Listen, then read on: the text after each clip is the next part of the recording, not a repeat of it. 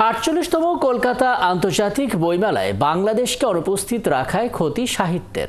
পশ্চিমবঙ্গের বইপ্রেমীরা বাংলাদেশের বাংলা সাহিত্যের অভাব বোধ করছেন। কলকাতা থেকে সত্যজিৎ চক্রবর্তী পাঠক, তথ্য এবং ছবিতে প্রতিবেদন। ২৮শে জানুয়ারি থেকে শুরু হয়েছে ৪৮তম কলকাতা আন্তর্জাতিক বইমেলা, চলবে ৯ ফেব্রুয়ারি পর্যন্ত। এবারের বইমেলায় নিরাপত্তাজনিত কারণ দেখিয়ে রাখা হয়নি বাংলাদেশকে, ফলেনি বাংলাদেশ প্যাভিলিয়ন ও বাংলাদেশের বইয়ের স্টল।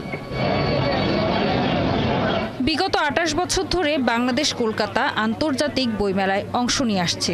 ১৯৯৬ সালে প্রথমবার স্টল দিয়েছিল, চলতি বছর তাতে ছেদ পড়েছে।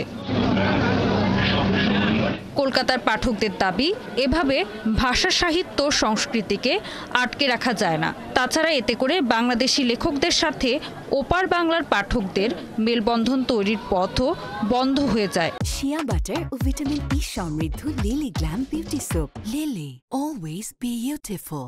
পাশাপাশি অর্থনৈতিক ক্ষতিও হয়।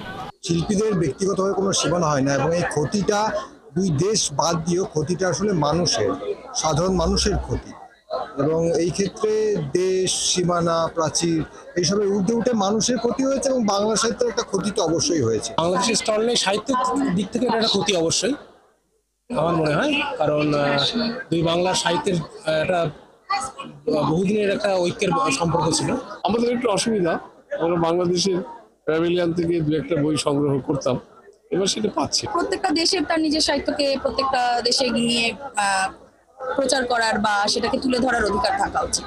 সেই ক্ষেত্র থেকে অবশ্যই একটা স্টল থাকা উচিত ছিল। সবকিছুর ঊর্ধ্বে ওঠে দুই দেশের মানুষের মধ্যে সম্প্রীতি বজায় রাখার আহ্বান জানিয়েছেন সবাই। ঋতু সাহা, ৭১।